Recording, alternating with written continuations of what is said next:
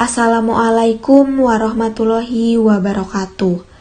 Kami dari kelompok 7, kelas C, akan memaparkan materi mengenai ekskresi dan osmoregulasi.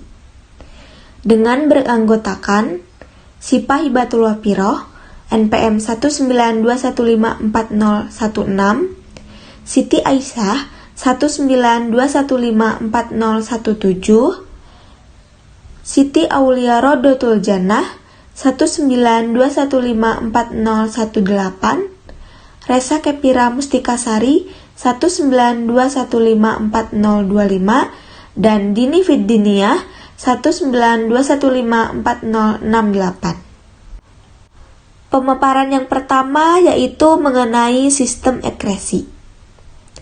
Ekskresi merupakan proses pembebasan sisa-sisa metabolisme dari tubuh.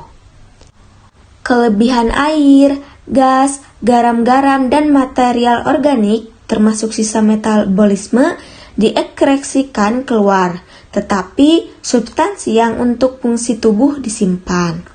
Nah, alat ekskresi yang dimiliki oleh makhluk hidup berbeda-beda. Semakin tinggi tingkatan makhluk hidup, semakin kompleks alat ekskresinya.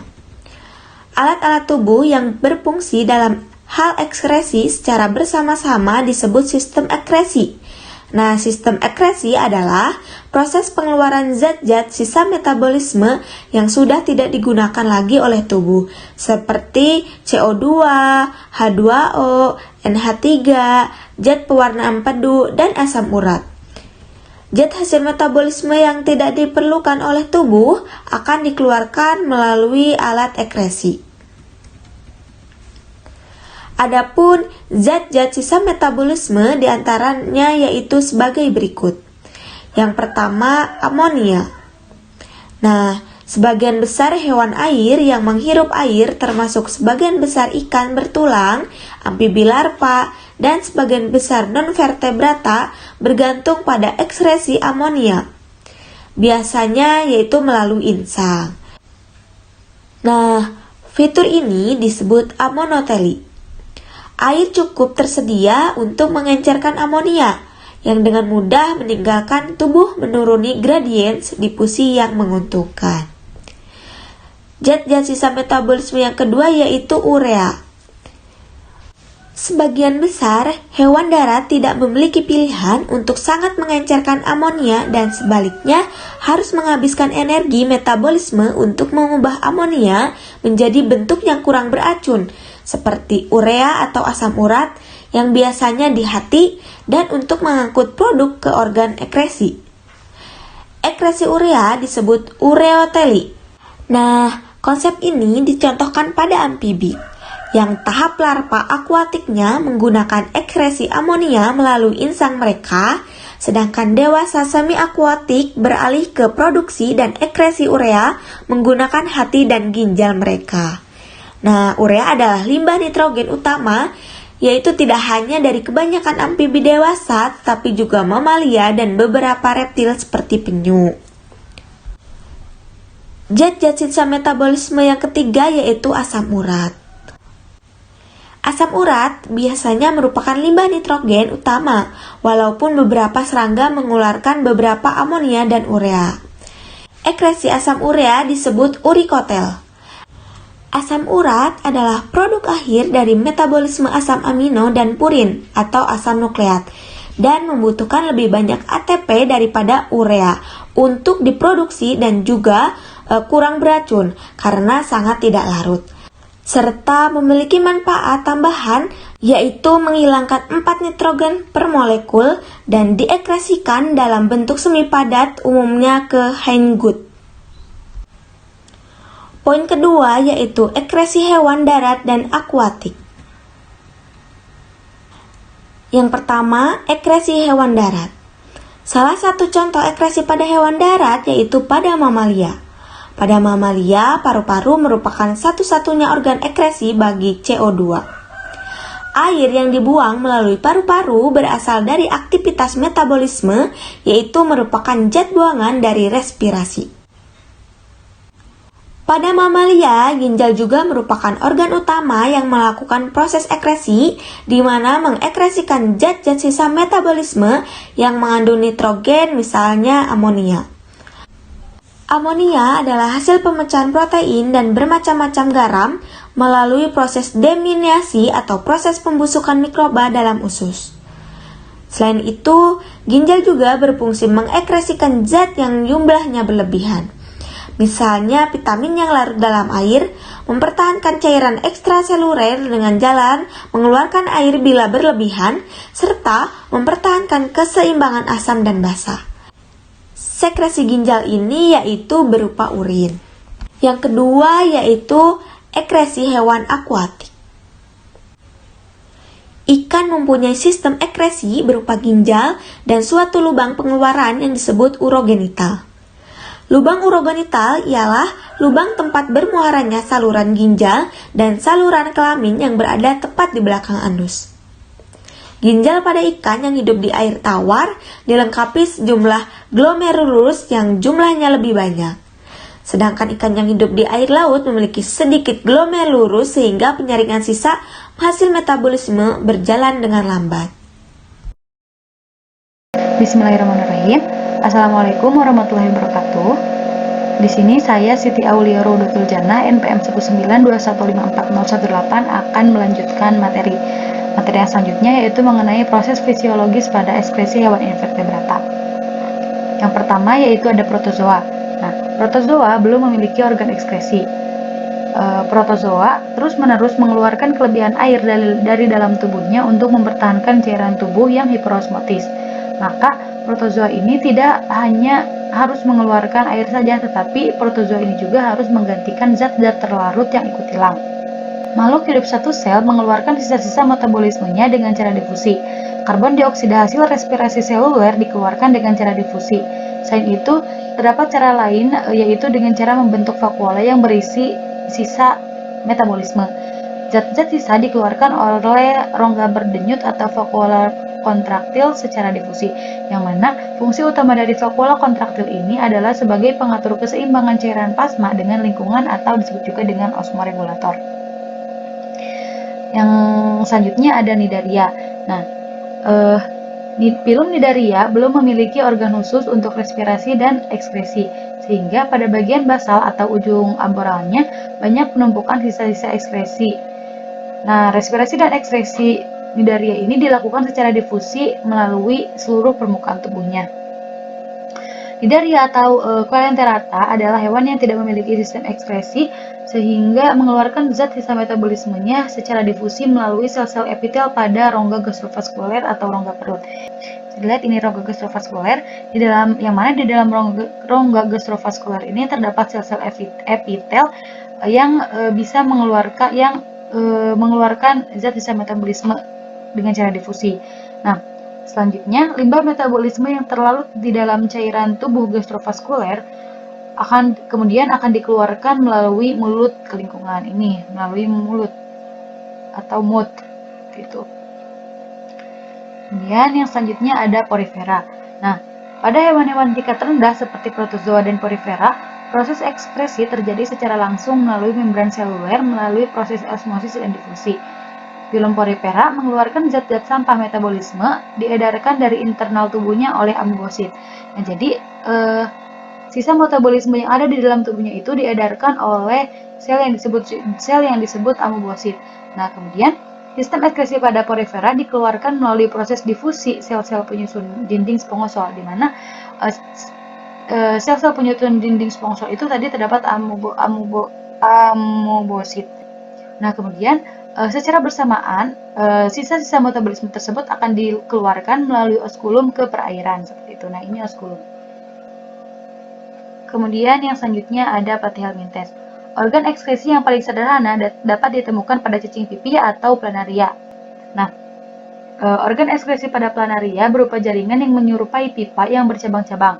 Organ yang bercabang-cabang tersebut disebut dengan protonefridia, sedangkan jaringan pipa tadi disebut nephridiophore.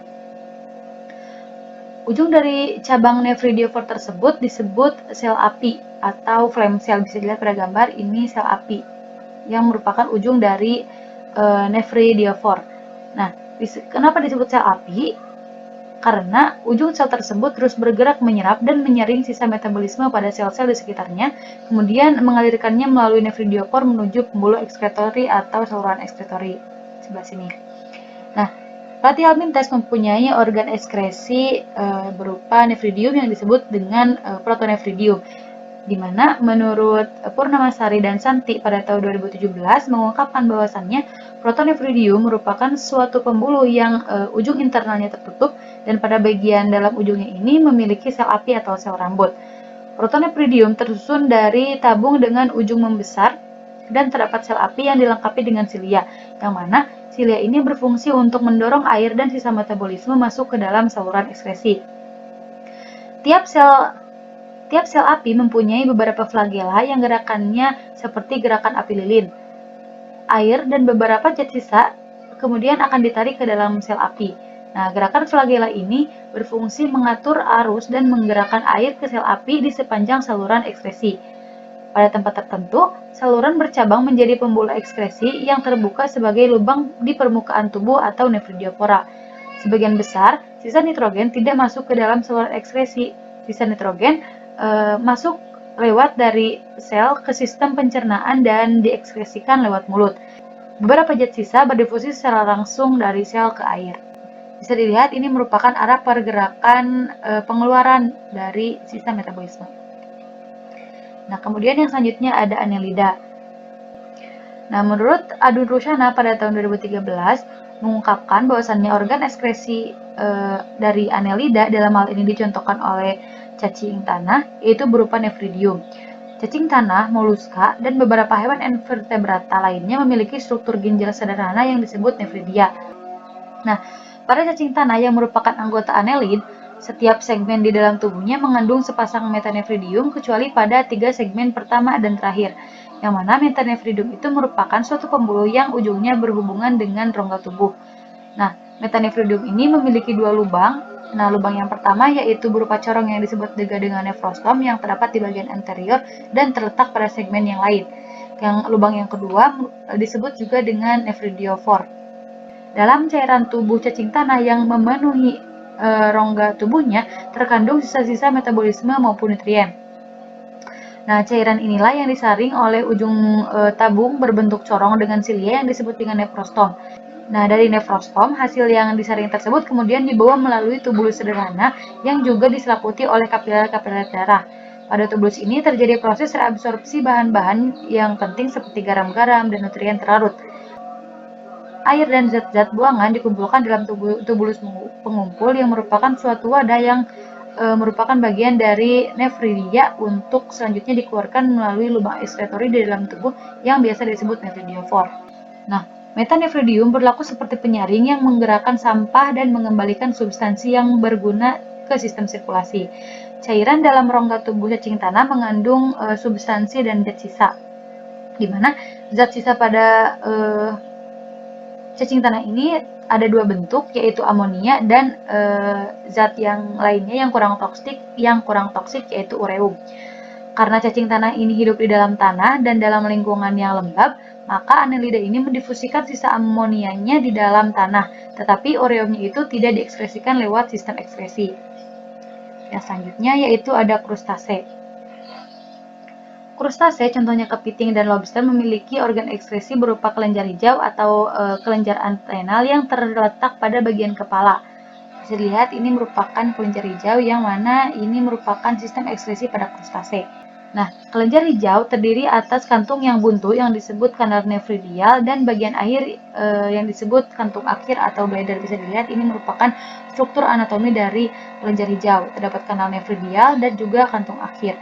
Nah, setelah kantung akhir terdapat juga labirin. Bisa lihat ini labirin, yang mana labirin itu merupakan selembar jaringan spons yang terdiri dari saluran yang bercabang dan beranastomosis secara ekstensif sepanjangnya. Kanal nefridial juga memiliki morfologi internal seperti spons, mengarah dari labirin ke kandung kemih yang diperluas. Kemudian kandung kemih mengosongkannya keluar. Nah, dinding dari kantung akhir ini tipis dan arteri dari jantung mensuplai jaringan pembuluh darah kecil atau lakuna pada permukaan luar kantung akhir. Bukti morfologis ini telah lama menunjukkan bahwasannya cairan memasuki kantung ujung melalui filtrasi di bawah tekanan darah. Bukti fisiologis yang tersedia mendukung hipotesis bahwasannya urin primer dibentuk oleh kantung akhir dengan filtrasi dari darah. Komposisi urin dimodifikasi di semua struktur yang dilaluinya saat melewati kelenjar antena. Labirin tidak mampu membuat urin hipotomik ke darah. Ada korelasi yang sangat ditekankan antara adanya kanal nefridial dan kemampuan memproduksi urin yang hiposmotik ke darah. Nah, yang selanjutnya ada pada moluska. Nah, Annelida dan moluska mempunyai organ nefridium yang disebut dengan metanefridium. Organ ginjal moluska adalah struktur tubular atau sukular yang disebut nefridia atau ginjal yang kosong ke dalam rongga mantel atau langsung keluar. Nah, kebanyakan cephalopoda, contohnya ada gurita dan cumi-cumi, memiliki 2 ginjal, tetapi kebanyakan gastropoda hanya memiliki 1 ginjal. Contohnya seperti yang telah diungkapkan oleh Adol Rusyana pada tahun 2013 bahwasannya pada kelas gastropoda, dalam hal ini dicontohkan oleh siput atau Acanthia fulica, memiliki alat ekskresi berupa nefridia yang terdapat di dekat jantung dan saluran uretranya terletak di dekat anus. Nah, ginjal sangat berhubungan erat dengan jantung. Faktanya, cairan perikardial di rongga perikardial yang mengelilingi jantung adalah urin utama di sebagian besar moluska. Nah, cairan perikardial mengalir ke dalam saluran yang disebut saluran renoperikardial. Bisa dilihat ini merupakan saluran renoperikardial. Nah, pada gambar ini merupakan ginjal pada moluska, yaitu pada gurita raksasa, yang mana ini merupakan ginjal yang paling mudah dipahami. Ginjal gurita dan cumi-cumi diasosiasikan dengan jantung brankial atau insang dari jantung sistemiknya. Nah, karena tadi si ginjal itu berhubungan erat dengan jantung, maka si ultrafiltrasi darah akan masuk ke rongga perikardial. Bisa lihat akan masuk ke rongga perikardial melalui atau melewati jantung brankial di bawah kekuatan tekanan yang dikembangkan di dalam jantung. Nah, di setiap ginjal, filtrat ini akan mengalir melalui saluran renoperikardial yang merupakan bagian dari jantung yang panjang dan kemudian akan masuk ke ginjal sebelum dibuang ke dalam rongga mantel. Nah, ini. Jadi, si ultrafiltrasi tadi akan masuk ke saluran perikardial melewati branchial heart atau jantung branchial, kemudian akan masuk ke dalam ginjal melalui saluran renoperikardial. Nah, jadi setelah dari ginjal, kemudian akan dikeluarkan melalui saluran mantel. Itu. Kemudian yang selanjutnya ada insekta atau serangga. Pada kelas insekta atau serangga, dalam hal ini pada gambar dicontohkan oleh Palanga sp yang memiliki alat ekskresi berupa saluran Malpighi yang terbuka ke bagian depan dari hindgut atau usus belakang. Sebagian besar serangga memiliki tubulus Malpighi dan tubulus ini sering disebut tubulus excretory. Namun, terdapat hal yang perlu ditekankan sejak awal bahwasannya usus belakang sama pentingnya dengan tubulus Malpighi dalam pembentukan urin. Nah, bisa dilihat pada gambar, tubulus Malpighi memiliki ciri-ciri morfologi yaitu panjang, ramping, struktur buntu yang biasanya muncul di persimpangan usus tengah dan usus belakang. Bisa dilihat. Nah, dinding tubulus terdiri dari satu lapisan sel epitel dikelilingi oleh membran basal yang tipis. Nah, meskipun tubulus menunjukkan sedikit diferensiasi histologis sepanjangnya, pada beberapa spesies mereka dibedakan menjadi 2-6 daerah yang berbeda. Nah, pada banyak spesies atau pada sebagian besar spesies, berbagai tubulus dalam suatu individu secara morfologis itu serupa, tetapi pada spesies lain terdapat 2 atau lebih jenis tubulus. Nah, di samping pembuluh Malpighi, serangga juga memiliki sistem trakea untuk mengeluarkan zat sisa hasil oksidasi atau CO2. Nah, sistem trakea ini berfungsi seperti paru-paru pada vertebrata. Saat cairan bergerak lewat bagian proksimal pembuluh Malpighi, bahan yang mengandung nitrogen diendapkan sebagai asam urat, sedangkan air dan berbagai garam diserap kembali. Asam urat dan sisa air akan masuk ke usus halus dan sisa air akan diserap lagi. Kristal asam urat dapat diekskresikan lewat anus bersamaan dengan feses. Serangga tidak dapat mengekskresikan amonia dan harus memelihara konsentrasi air di dalam tubuhnya. Amonia yang diproduksi kemudian diubah menjadi asam urat yang merupakan bahan yang kurang toksik. Nah, mungkin sekian presentasi dari saya, akan dilanjutkan oleh pemateri selanjutnya. Untuk yang selanjutnya ada poin 4 mengenai proses fisiologis pada ekskresi hewan vertebrata. Yang pertama ada Pisces. Ginjal pada ikan adalah sepasang ginjal sederhana yang disebut mesonefros. Setelah dewasa, mesonefros akan berkembang menjadi ginjal opisthonefros. Tubulus ginjal pada ikan mengalami modifikasi menjadi saluran yang berperan dalam transport spermatozoa atau ductus efferens ke arah kloaka. Ikan memiliki bentuk ginjal yang berbeda sebagai bentuk adaptasi terhadap lingkungan sekitarnya. Pada ikan air tawar, kondisi lingkungan sekitar yang hipotonis membuat jaringan ikan sangat mudah mengalami kelebihan cairan. Ekskresi amonia dilakukan dengan cara difusi melalui insangnya. Ikan yang hidup di air laut memiliki cara adaptasi yang berbeda. Ikan air laut sangat mudah mengalami dehidrasi karena air dalam tubuhnya akan cenderung mengalir keluar lingkungan sekitar melalui insang, mengikuti perbedaan tekanan osmotik. Ikan air laut tidak memiliki glomerulus sehingga mekanisme filtrasi tidak terjadi dan absorpsi pada tubulus juga terjadi dalam skala yang kecil. Ikan air laut beradaptasi dengan banyak minum air laut, melakukan desalinasi atau menghilangkan kadar garam dengan melepaskannya lewat insang dan menghasilkan sedikit urin. Urin yang dihasilkan akan dikeluarkan melalui lubang di dekat anus.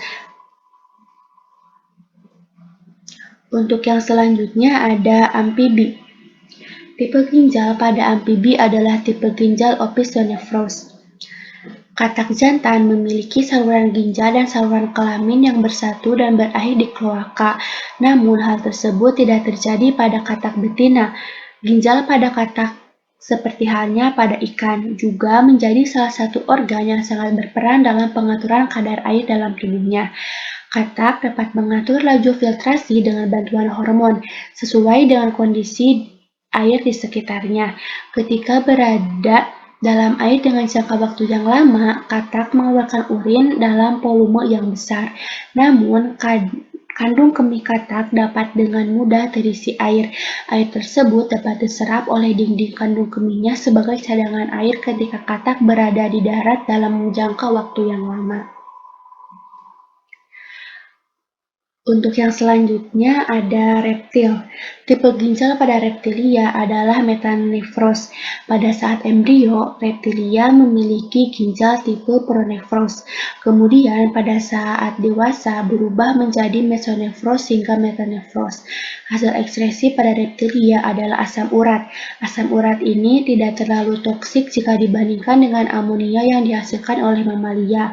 Asam urat dapat juga diekskresikan tanpa disertai air dalam volume yang besar. Asam urat tersebut dapat diekskresikan dalam bentuk pasta berwarna putih. Yang selanjutnya ada Aves. Burung memiliki ginjal dengan tipe metanefros. Burung tidak memiliki kandung kemih sehingga urin dan fesesnya bersatu dan keluar melalui lubang kloaka. Urin pada burung diekskresikan dalam bentuk asam urat. Metabolisme burung sangat cepat. Dengan demikian, sistem ekskresi juga harus memiliki dinamika yang sangat tinggi. Peningkatan efektivitas ini terlihat pada jumlah nefron yang dimiliki oleh ginjal burung. Setiap 1 mm kubik ginjal burung terdapat 100–500 nefron.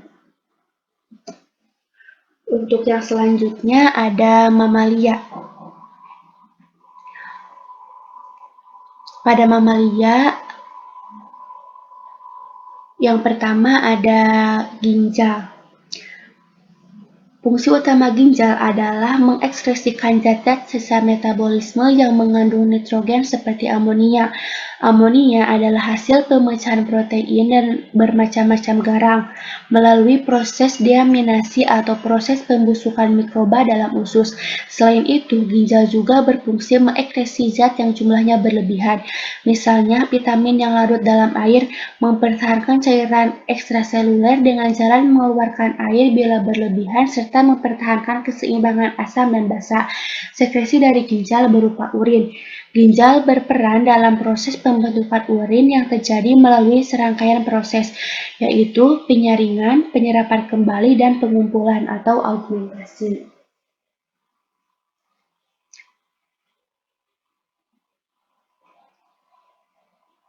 Pada mamalia yang selanjutnya ada kulit. Kulit berfungsi sebagai organ ekskresi karena terdapat kelenjar keringat atau granula sudorifera yang mengeluarkan 5% sampai 10% dari seluruh sisa metabolisme. Pusat pengatur suhu pada susunan saraf pusat akan mengatur aktivitas kelenjar keringat dalam mengeluarkan keringat. Keringat mengandung air, larutan garam, dan urea. Proses pembentukan keringat. Bila suhu tubuh kita meningkat atau suhu udara di lingkungan kita tinggi, pembuluh-pembuluh darah di kulit akan melebar. Hal ini mengakibatkan banyak darah yang mengalir ke daerah tersebut. Pangkal kelenjar keringat berhubungan dengan pembuluh darah, maka terjadilah penyerapan air, garam, dan sedikit urea oleh kelenjar keringat. Kemudian air bersama larutannya keluar melalui pori-pori yang merupakan ujung dari kelenjar keringat.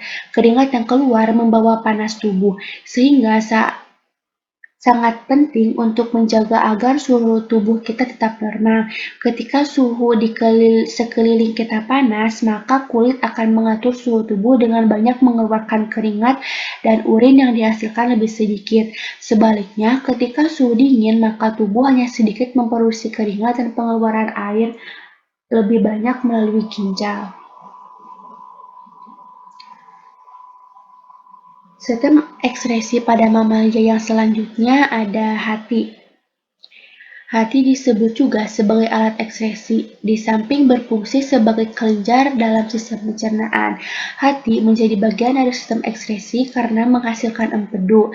Hati juga berfungsi merombak hemoglobin menjadi bilirubin dan biliverdin, dan setelah mengalami oksidasi akan berubah menjadi urobilin yang memberikan warna feses menjadi kekuningan. Demikian juga kreatin hasil pemecahan protein. Pembuangannya diatur oleh hati kemudian diangkut oleh darah ke ginjal. Hati merupakan tempat untuk mengubah berbagai zat, termasuk racun, seperti hati menerima kelebihan asam amino yang akan diubah menjadi urea yang bersifat racun. Hati menjadi tempat perombakan sel darah merah yang rusak menjadi empedu. Empedu yang dihasilkan akan disimpan dalam kantong empedu atau bilirubin. Bilirubin adalah produk utama dari penguraian sel darah merah yang tua. Bilirubin disaring dari darah oleh hati dan dikeluarkan pada cairan empedu. Sebagaimana hati menjadi semakin rusak, bilirubin total akan meningkat. Sebagian dari bilirubin total termetabolisme dan bagian ini disebut sebagai bilirubin langsung. Bila bilirubin langsung adalah rendah sementara bilirubin adalah rendah sementara bilirubin total tinggi, maka ini menunjukkan kerusakan pada hati atau pada saluran cairan empedu dalam hati. Untuk yang selanjutnya ada paru-paru. Dalam sistem ekskresi, paru-paru berfungsi untuk mengeluarkan karbon dioksida atau CO2 dan uap air atau H2O. Karbon dioksida dalam air yang dihasilkan pada setiap metabolisme karbohidrat dan lemak yang dikeluarkan dari sel-sel jaringan tubuh masuk ke dalam aliran darah. Sel darah merah pada alveolus paru-paru mengikat O2 dan ditransfer ke jaringan. Setelah membebaskan oksigen, sel-sel darah merah menangkap karbon dioksida ini dengan proses berantai yang disebut dengan pertukaran klorida. Baik, di sini saya akan menjelaskan poin kelima mengenai perbedaan sistem ekskresi pada hewan invertebrata dan vertebrata. Perbedaan sistem ekskresi pada invertebrata dan vertebrata dilihat dari sistem ekskresinya. Pada invertebrata lebih sederhana dibandingkan hewan vertebrata, sedangkan pada vertebrata sistem ekskresinya lebih kompleks dibandingkan hewan invertebrata. Dilihat dari organ ekskresinya, pada invertebrata ada beberapa organ ekskresi. Ada nephridium, pembuluh Malpighi, kelenjar anternal, beberapa hewan yang tidak memiliki organ ekskresi melalui proses difusi. Sedangkan pada vertebrata ada ginjal, hati, paru-paru, kulit, dan insang. Selanjutnya ada organ ekskresi. Nah, pada pemateri sebelumnya sudah dijelaskan mengenai organ ekskresi pada invertebrata dan vertebrata. Namun di sini saya akan menjelaskan kembali secara singkat mengenai organ ekskresinya. Nah, hewan yang tidak memiliki organ ekskresi, contohnya pada protozoa, protozoa terus-menerus mengeluarkan kelebihan air dari dalam tubuhnya untuk mempertahankan cairan tubuh yang hiperosmotis. Maka protozoa tidak harus mengeluarkan hanya air saja, tetapi juga mengganti zat-zat terlarut yang ikut hilang. Nah, pada Coenterata, Coenterata mensekresi sisa metabolismenya melalui proses difusi, dan ia memiliki astrosit, yaitu sel-sel fagosit yang dapat menelan dan memindahkan zat-zat asing. Selanjutnya nephridium. Nephridium atau bahasa jamaknya itu nephridia merupakan organ invertebrata yang berpasangan dan melakukan fungsi yang mirip dengan ginjal vertebrata. Nah, nephridia mengeluarkan limbah metabolisme dari tubuh hewan. Nah, ada dua tipe dasar, ada metanephridia dan protonephridia. Untuk protonephridia atau bahasa tunggalnya itu protonephridium, suatu pembuluh yang ujung internalnya tertutup dan pada bagian dalam ujungnya ini memiliki sel api atau sel rambut. Contohnya pada Platyhelminthes. Nah, kenapa disebut sel api? Karena dia memiliki silia atau alat bantu pergerakan yang bergerak layaknya api. Selanjutnya metanephridium. Metanephridium ini suatu pembuluh yang ujungnya berhubungan dengan rongga tubuh. Contohnya pada Annelida. Pada cacing tanah yang merupakan anggota annelid, setiap segmen dalam tubuhnya mengandung sepasang metanephridium, kecuali pada 3 segmen pertama. Dan terakhir, metanephridium memiliki 2 lubang. Lubang yang pertama berupa corong disebut nephrostom atau di bagian anterior dan terletak pada segmen yang lain. Nephrostom bersilia dan bermuara di rongga tubuh atau pseudocelom. Nah, rongga tubuh ini berfungsi sebagai sistem pencernaan. Corong atau nephrostom akan berlanjut pada saluran yang berliku-liku pada segmen berikutnya. Bagian akhir dari saluran yang berliku-liku ini akan membesar seperti gelembung. Kemudian gelembung ini akan bermuara ke bagian luar tubuh melalui pori yang merupakan lubang atau corong yang kedua disebut nephridiophore. Nah, cairan tubuh ditarik ke corong nephrostom masuk ke nephridium oleh gerakan silia dan otot. Saat cairan tubuh mengalir lewat celah panjang nephridium, bahan-bahan yang berguna seperti air, molekul makanan, dan ion akan diambil oleh sel-sel tertentu dari tabung. Bahan-bahan ini lalu menembus sekitar kapiler dan disirkulasi lagi, sampai nitrogen dan sedikit air tersisa di nephridium, dan diekskresikan keluar. Nah, metanephridium seperti penyaring, menggerakkan sampah dan mengembalikan substansi yang berguna ke sistem sirkulasi.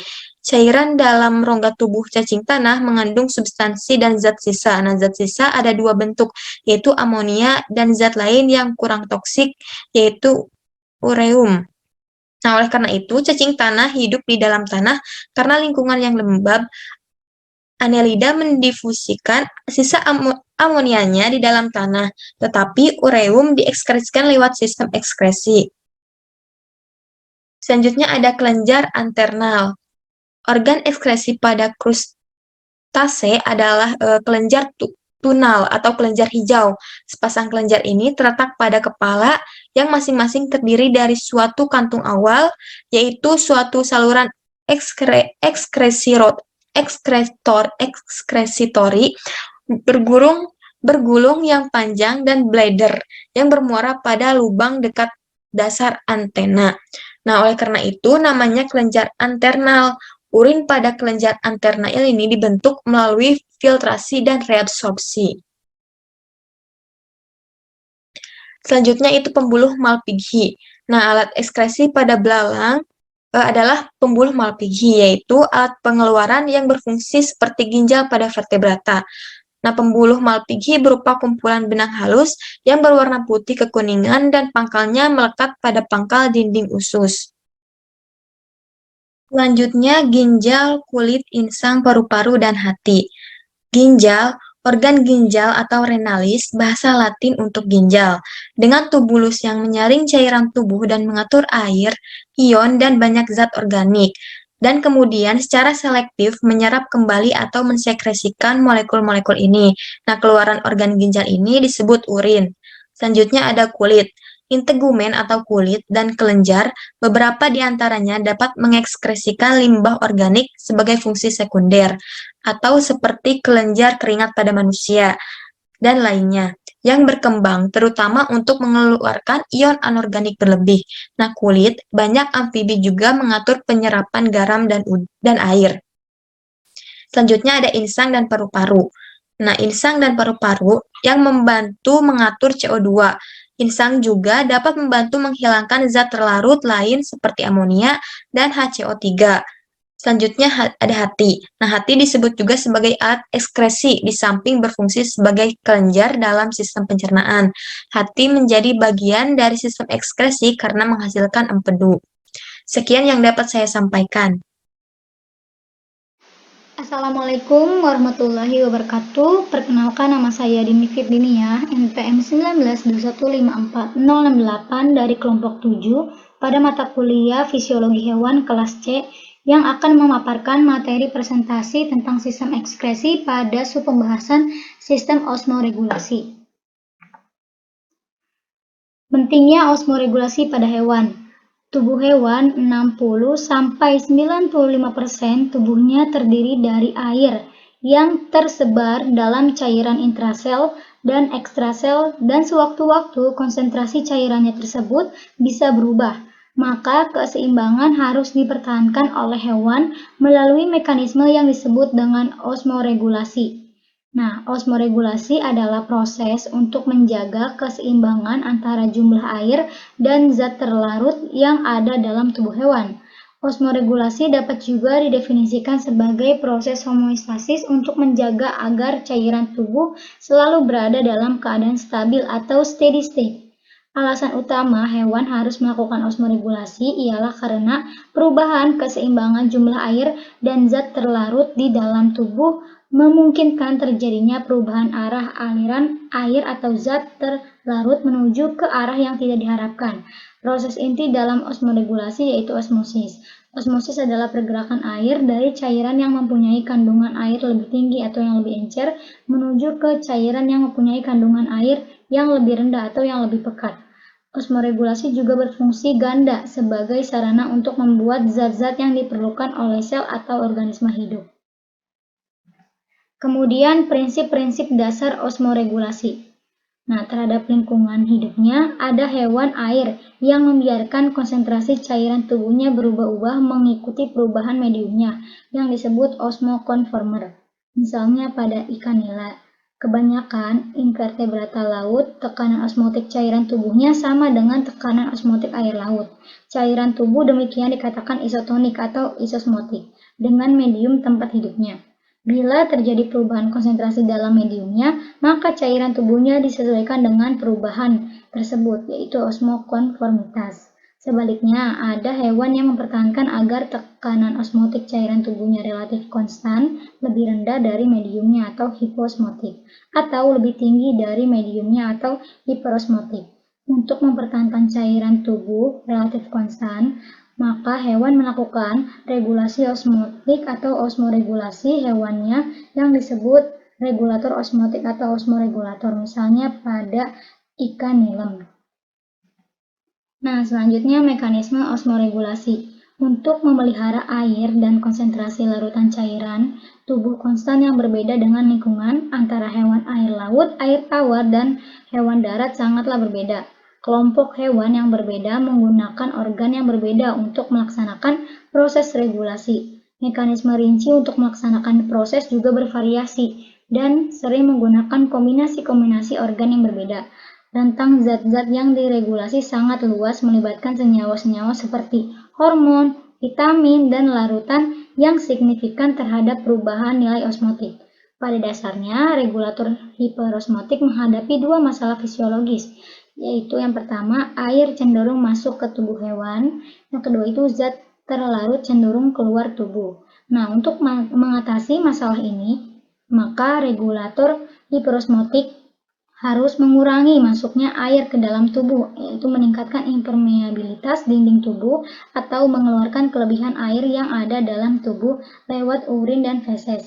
Sebaliknya, terhadap zat terlarut, hewan harus memasukkan garam-garam ke dalam tubuh, yaitu lewat makan dan minum, atau mempertahankan zat terlarut yang ada dalam tubuh. Sebaliknya, regulator hiposmotik menghadapi masalah fisiologi, yaitu yang pertama, air cenderung keluar tubuh. Yang kedua, zat terlarut cenderung masuk ke dalam tubuh. Nah, untuk mengatasi masalah tersebut, maka regulator hiposmotik harus menghambat keluarnya air dalam tubuh atau mempertahankan air yang ada dalam tubuh. Sebaliknya, terhadap zat terlarut, hewan harus berusaha mencegah masuknya garam ke dalam tubuh atau mengeluarkan kelebihan garam yang masuk ke dalam tubuh. Untuk mengatur kadar air dan zat yang terlarut dalam tubuhnya, hewan menggunakan organ-organ ekskresi yang dalam bekerjanya banyak menggunakan mekanisme transfer aktif.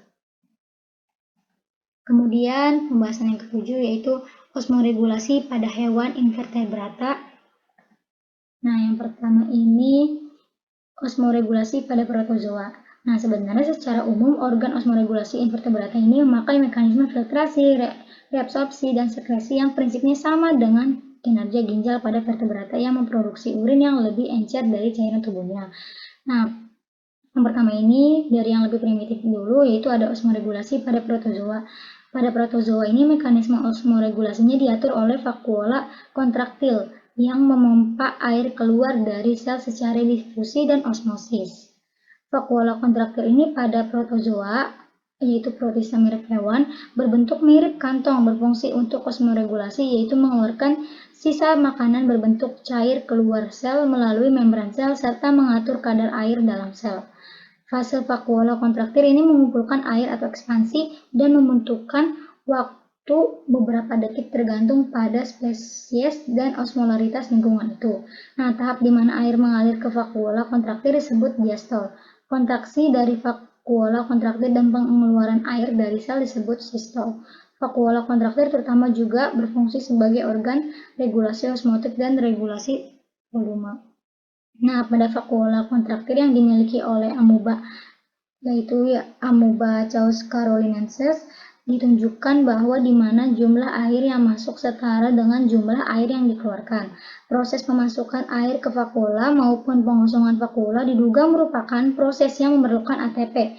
Dugaan tersebut didukung adanya kenyataan bahwa vakuola kontraktil dikelilingi oleh sejumlah mitokondria, khususnya pada amoeba Proteus. Kemungkinan ATP diperlukan untuk mentransfer ion melewati membran vakuola agar konsentrasi ion berubah yang dinama menyebabkan terjadinya pergerakan air secara osmotik. Kemudian yang kedua ada osmoregulasi pada annelida. Nah, contohnya itu seperti cacing tanah seperti Lumbricus terrestris merupakan regulator hiperosmotik yang efektif. Hewan ini secara aktif mengabsorpsi ion-ion urin yang diproduksinya encer yang secara esensial bersifat hismoosmotik, mendekati isosmotik terhadap darahnya. Diduga konsentrasi urinnya ini disesuaikan menurut kebutuhan keseimbangan air tubuhnya. Homeostatis regulasi juga dilakukan dengan pendekatan perilaku, yaitu aktif di malam hari dan menggali tanah lebih dalam bila permukaan tanah kering. Selanjutnya, yang ketiga ada osmoregulasi pada moluska. Osmoregulasi pada moluska itu penting untuk mempertahankan keseimbangan kandungan air dan garam melalui penyerapan dan pembuangan. Hal ini penting untuk spesies moluska yang hidup pada berbagai keadaan lingkungan, yaitu dari air laut ke daerah air tawar. Ketika salah satu atau secara kelompok bermigrasi atau pindah, maka pengaturan osmoregulasi terjadi ketika pindah ke lingkungan yang baru. Pertahanan akan keseimbangan air dalam tubuh moluska penting untuk fungsi membran sel. Kebanyakan invertebrata laut termasuk spesies moluska seperti kerang-kerangan, siput, tiram, dan lainnya adalah isosmotik. Hal ini berarti spesies moluska memiliki tekanan osmotik yang sama dan cairan mengalir melalui membran dengan larutan berkonsentrasi rendah ke daerah yang memiliki larutan yang berkonsentrasi tinggi. Nah, pada moluska darat, misalnya pada keong dan siput, permukaan tubuhnya yang berdaging sangat permeabel. Biasanya, moluska memiliki cangkang. Cangkang berperan untuk mencegah tubuh kehilangan air dalam jumlah besar. Bila dikeluarkan dari cangkangnya, misalnya pada keong Helix aspera, maka air akan hilang secepat penguapan air pada seluas permukaan tubuhnya. Banyak spesies keong yang menyimpan air di dalam rongga mantelnya yang impermeabel, rupanya digunakan pada lingkungan kering. Nah, semua keong dan siput ini bernapas, terutama dengan paru-paru yang terbentuk dari mantel tubuhnya dan terbuka keluar melalui lubang kecil. Bentuk demikian memungkinkan kehilangan air melalui pernapasan. Moluska ini memiliki toleransi air yang sangat tinggi dan tekanan osmotik cairan internal bervariasi tergantung dari lingkungannya. Untuk menghindari kehilangan air yang berlebih, keong atau siput lebih aktif di malam hari, dan bila kondisi bertambah kering, keong akan berlindung dengan membenamkan diri ke dalam tanah serta menutup cangkangnya dengan semacam operkulum yang berasal dari lendir yang dikeluarkannya. Banyak moluska darat yang secara rutin mengeluarkan suatu zat yang mengandung nitrogen dalam bentuk asam urat yang sulit larut dalam air, yang terbukti bahwa ternyata zat ini meningkat pada beberapa spesies dalam masa kesulitan mendapatkan air.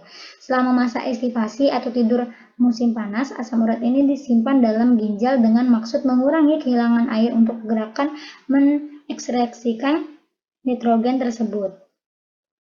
Nah, yang selanjutnya yang keempat itu osmoregulasi pada arthropoda. Salah satu masalah utama yang dihadapi oleh hewan darat termasuk invertebrata darat adalah kehilangan air dalam tubuhnya. Untuk mengatasi masalah ini, hewan meningkatkan impermeabilitas kulitnya.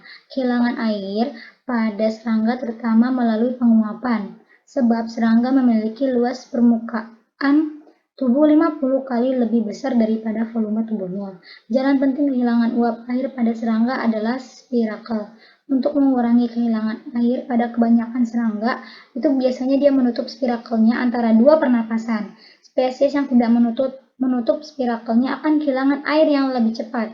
Cara mengatasi yang lain adalah dengan meningkatkan impermeabilitas kulitnya, yaitu dengan memiliki kutikula yang berlilin yang sangat impermeabel terhadap air, sehingga serangga sedikit sekali kehilangan air melalui kulitnya. Organ-organ osmoregulatori invertebrata menggunakan mekanisme filtrasi, reabsorpsi, dan sekresi yang secara prinsip mirip dengan mekanisme ginjal membentuk urin. Serangga dan mungkin beberapa laba-laba adalah sekelompok invertebrata darat yang membentuk urin pekat. Pada beberapa serangga, urin dan fesesnya dehidrasi melalui transport aktif air menembus epitelum saluran pencernaan bagian belakang. Pada periplaneta yang mengalami dehidrasi cairan rektal, maka osmokonsentrasi urinnya menjadi 2 kali osmokonsentrasi hemolimfanya. Pada serangga, saluran Malpighi bersama-sama dengan saluran pencernaan bagian belakang membentuk sistem ekskresi osmoregulasi utama. Nah, pada berikut adalah gambar, yaitu lapisan lipatan lilin pada serangga seperti epidermis yang berfungsi sebagai penghalang air yang utama. Selain itu juga dapat mengurangi air secara evaporasi pada serangga. Lapisan lilin ini diendapkan pada daerah-daerah kecil di integumen. Selanjutnya berikut adalah gambar saluran Malpighi dari serangga. Nah, yang kelima ini ada osmoregulasi pada Echinodermata. Pada Echinodermata ini misalnya pada spesies bintang laut yang dimana tidak memiliki sistem osmoregulasi. Hanya saja pada penyeimbangan menjaga cairan tubuh mereka memiliki konsentrasi garam yang sama dengan air di sekitarnya atau isotonis. Echinodermata ini tidak memiliki masalah dalam osmoregulasi sebab cairan tubuh pada hewan ini selalu isosmotik dengan air laut. Hal ini juga disebut osmokonformer yang dimana memiliki osmolaritas internal yang sama dengan lingkungan, sehingga tidak ada tendensi untuk memperoleh atau kehilangan air. Beberapa spesies Echinodermata mentolerir habitat salinitas yang berkurang, meningkat atau berfluktuasi. Cairan tubuh dari Echinodermata secara ionik dan isosmotik mirip dengan medium di sekitarnya dengan pengecualian bahwa K+ terakumulasi baik dalam cairan asteroid dan exoid ambulakral dan cairan koilomoid ophiuroid. Tingkat ionik cairan tubuh menyeimbangkan dengan salinitas eksternal yang berubah dalam 12 hingga 24 jam. Cairan intraseluler ini telah meningkatkan asam amino dan K+ konsentrasi, tetapi mengurangi Na+ dan Cl- menengah eksternal. Nah, kemudian pada salinitas yang berubah, volume sel dan regulasi intraseluler isosmotik ini dilakukan pertama kali dengan mobilisasi Na+ dan Cl- diikuti oleh asam amino. Kadar K+ dan Ca2+ intraseluler dilestarikan. Hasil osmoregulasi intraseluler dalam lingkungan ion intraseluler yang berubah memungkinkan memiliki efek pada potensial membran dan aktivitas enzim. Selanjutnya ada osmoregulasi pada vertebrata. Yang pertama ini osmoregulasi pada Pisces. Osmoregulasi pada Pisces ini adalah proses adaptasi atau upaya hewan air untuk mengontrol keseimbangan air dan ion antara tubuh dan lingkungan. Organ osmoregulasi pada Pisces yaitu insang, ginjal, usus, dan kulit. Nah, terdapat jenis-jenis ikan terhadap osmoregulasinya, yaitu yang pertama ada Teleostei pathoderm, itu ikan yang hidup di perairan air tawar. Nah, ikan-ikan yang hidup di air tawar ini mempunyai cairan tubuh yang bersifat hiperostomik terhadap lingkungannya yang menyebabkan air bergerak masuk ke dalam tubuh dan ion-ion keluar ke lingkungannya dengan cara difusi melalui permukaan tubuh yang semi-permeabel. Bila hal ini tidak dikendalikan atau diimbangi, maka akan menyebabkan hilangnya garam-garam tubuh dan mengencernya cairan tubuh, sehingga cairan tubuh tidak dapat menyokong fungsi-fungsi fisiologis secara normal. Regulasi hipertonik atau hiperostomik adalah pengaturan secara aktif konsentrasi cairan yang lebih tinggi dari konsentrasi media yaitu air pada lingkungannya. Kemudian untuk menjaga keseimbangan cairan tubuhnya, Teleostei pathoderm ini berosmorgulasi dengan cara minum sedikit atau tidak minum sama sekali. Untuk mengurangi kelebihan air dalam tubuh, ikan tersebut memproduksi banyak sekali urin. Selanjutnya, yang kedua itu ada Teleostei oceanoderm atau ikan yang di perairan asin atau air laut. Nah, ikan laut ini hidup pada lingkungan yang hipertonik terhadap jaringan dan cairan tubuhnya, sehingga cenderung kehilangan air melalui kulit dan insang, dan kemasukan garam-garam. Regulasi hipotonik atau hipostomik adalah pengaturan secara aktif konsentrasi cairan tubuh yang lebih rendah dari konsentrasi media tersebut. Nah, lingkungan air lautnya ini memiliki tekanan osmotik yang lebih tinggi dibandingkan dengan cairan tubuhnya, sehingga secara alami air akan mengalir dari dalam tubuh Teleostei oceanoderm ke lingkungannya secara osmosis melewati ginjal, insang, dan mungkin juga kulit. Tubulus ginjal mampu berfungsi sebagai penahan air untuk mempertahankan konsentrasi ion-ion total dalam plasma sekitar sepertiga dari konsentrasi ion air laut. Dengan memperbanyak minum air dalam tubuh ikan akan dapat terganti. Nah, yang terakhir itu ada ikan yang hidup bermigrasi di perairan air tawar dan asin. Nah, Teleostei diaderm berosmorgulasi seperti Potaderm pada saat di air tawar dan menjadi seperti Oceanoderm pada saat di laut. Potaderm untuk menjaga keseimbangan cairan tubuhnya, si Teleostei Potaderm ini berosmorgulasi dengan cara minum sedikit atau tidak minum sama sekali. Sedangkan untuk mengurangi kelebihan air dalam tubuh, ikan memproduksi banyak sekali urin. Oceanoderm menjaga keseimbangan cairan tubuhnya dengan cara meminum banyak air dan sedikit mengeluarkan urin agar dia tidak kehabisan cairan. Nah, semakin jauh perbedaan tekanan osmosis antara tubuh dan lingkungan, maka semakin banyak energi metabolisme yang dibutuhkan untuk melakukan osmoregulasi sebagai upaya adaptasi. Nah, yang kedua ini ada osmoregulasi pada amfibi. Regulasi pada amfibi ini mirip ikan air tawar. Ginjal amfibi sama dengan ginjal ikan air tawar, yaitu berfungsi untuk mengeluarkan air yang berlebih. Kulitnya ini berperan sebagai organ osmoregulasi utama. Karena kulit katak impermeabel terhadap air, maka pada saat dia berada di air, banyak air yang masuk ke tubuh katak secara osmosis. Nah, ketika di air tawar, kulit katak ini terakumulasi garam tertentu dari air dengan transfer aktif dan ginjal mengekskresikan urin encer. Pada saat berada di darat, harus melakukan konservasi air dan tidak membuangnya. Namun, ada sejenis katak pemakan kepiting, yaitu dia hidup di daerah rawa mangrove mencari makan dengan berenang dalam air laut. Pada saat katak berada dalam air laut menjadi hewan regulator atau hiposmotik untuk mencegah kehilangan air osmotik melalui kulitnya. Si katak ini menambah jumlah urea dalam darahnya yang dapat mencapai 480 mmol urea per liter. Mekanisme ini beralasan sebab kulit amfibi ini relatif permeabel terhadap air, sehingga secara sederhana untuk mencegah kehilangan air dibuat konsentrasi osmotik darah seperti mediumnya. Karena urea esensial bagi katak untuk hidup normal, maka urea ditahan dalam tubuh dan tidak diekskresikan bersama urin. Katak pemakan kepiting yang mudah memiliki toleransi lebih besar terhadap salinitas tinggi pada katak yang dewasa. Pada katak muda, pola regulasi osmotiknya mirip dengan telestel, sedangkan yang dewasa mirip dengan elasmobranchi.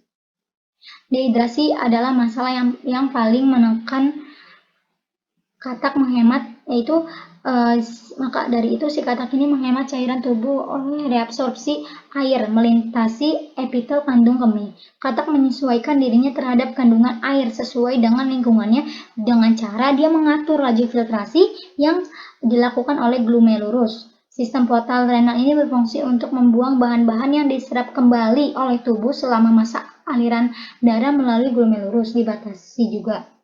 Nah, katak juga menggunakan kantung kemih untuk konservasi air. Apabila sedang berada di air, kantung kemih terisi urin yang encer. Kemudian pada saat berada di darat, airnya diserap kembali ke dalam darah, kemudian menggantikan air yang hilang melalui evaporasi kulit. Nah, hormon yang mengendalikan adalah hormon yang sama, yaitu dengan pH. Yang ketiga ini ada osmoregulasi pada reptilia. Hewan dari kelas reptil meliputi ular, buaya, dan kura-kura memiliki kulit yang kering dan bersisik. Keadaan kulit yang kering dan bersisik tersebut merupakan cara beradaptasi yang baik terhadap kehidupan darat, yakni agar tidak kehilangan banyak air. Kulit reptil kering ini berzat tanduk dan impermeabel terhadap air. Air hilang terutama melalui penguapan lewat kulit. Kehilangan air karena penguapan pada seluruh reptil ternyata lebih besar daripada lewat pernafasannya. Misalnya pada ular air, kehilangan air lewat kulit sebesar 88% dan kehilangan pernafasan 12%.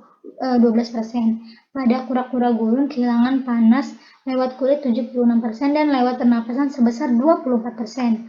Reptil dapat kehilangan air lewat penguapan, pernapasan, dan urin. Untuk lebih menghemat air, hewan tersebut menghasilkan zat sisa bernitrogen dalam bentuk asam urat, yang pengeluarannya hanya membutuhkan sedikit air. Nitrogen tersebut dikonsumsi secara tidak langsung melalui asupan nutrisi dalam bentuk protein maupun asam nukleat. Asam urat tersebut dihasilkan reptil pada kelenjar kulitnya yang disintesis dari amonia yang dihasilkan pada proses reabsorpsi. Asam urat digunakan reptil untuk mengusir musuh. Selain itu, reptil juga melakukan penghematan air dengan menghasilkan feses yang kering. Bahkan, kadal dan kura-kura pada saat mengalami dehidrasi mampu memanfaatkan urin encer yang dihasilkan dan disimpan di kandung kemihnya dengan cara mereabsorpsinya. Yang selanjutnya, yang keempat, ada osmoregulasi pada aves. Pada burung, pengaturan keseimbangan air ternyata berkaitan erat dengan proses mempertahankan suhu tubuh. Osmoregulasi mengacu pada berbagai mekanisme di mana burung mengatur air dan kadar elektrolit dalam tubuh mereka. Cairan tubuh atau osmolalitas ekstraseluler yang paling penting dan volume darah yang diatur dalam batas-batas yang sempit. Osmolalitas dalam osmoregulasi mengacu osmosis, proses di mana air melewati membran semi-permeabel seperti membran sel dalam menanggapi perbedaan dalam konsentrasi zat terlarut. Sebagai contoh, burung yang hidup di daerah pantai dan memperoleh makanan dari laut atau burung laut menghadapi masalah berupa pemasukan garam yang berlebihan. Hal ini berarti bahwa burung tersebut harus berusaha mengeluarkan kelebihan garam dari tubuhnya. Burung mengeluarkan kelebihan garam tersebut melalui kelenjar garam yang terdapat pada cekungan dangkal di kepala bagian atas di sebelah atas setiap matanya di dekat hidung. Apabila burung laut menghadapi kelebihan garam di dalam tubuhnya, hewan itu akan menyekresikan cairan pekat yang banyak mengandung NaCl. Kelenjar garam ini hanya aktif pada saat tubuh burung dijenuhkan oleh garam. Pemicunya aktif. Kelenjar garam juga dibantu oleh adanya hormon kortisol. Misalnya burung-burung laut, yaitu petrel yang mengonsumsi plankton laut yang mengandung banyak garam, sehingga cairan yang dikeluarkan dari kelenjar sekresi garam memiliki konsentrasi garam yang tinggi atau pekat. Sebaliknya, burung laut kormoran yang mengonsumsi ikan pinggir pantai mengandung sedikit garam akan menghasilkan cairan yang konsentrasinya rendah. Kemudian yang kelima ada osmoregulasi pada mamalia.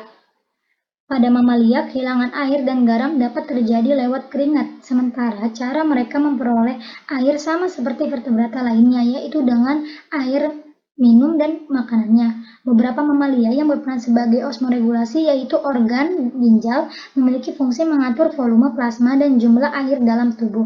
Dan bila banyak air masuk ke dalam tubuh, ginjal membuang kelebihan sehingga lebih banyak lagi urin yang diekskresikan. Proses osmoregulasi terjadi di ginjal, maka ginjal sebagai osmoregulatornya.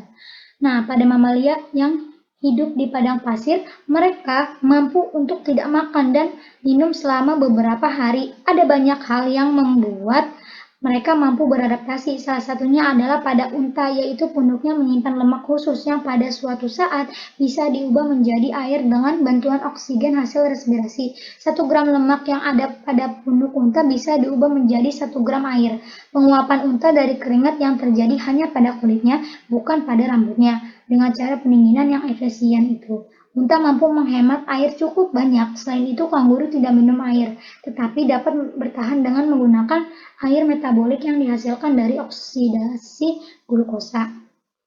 Kemudian pada osmoregulasi pada mamalia laut tidak memiliki kelenjar garam. Mereka mempunyai ginjal dengan kemampuan efisien dalam memproduksi urin yang sangat hipertonik. Untuk membantu kerja ginjal, mamalia laut tidak meminum air laut tetapi hanya menelan air bersama makanan yang dimakan. Nah, sumber air lain adalah air metaboliknya. Misalnya pada lumba-lumba dan ikan paus, masalah pemasukan garam yang terlalu banyak yang masuk bersama makanan diatasi dengan organ ginjal yang sangat efisien yang kepekatannya 3-4 kali dari cairan plasmanya.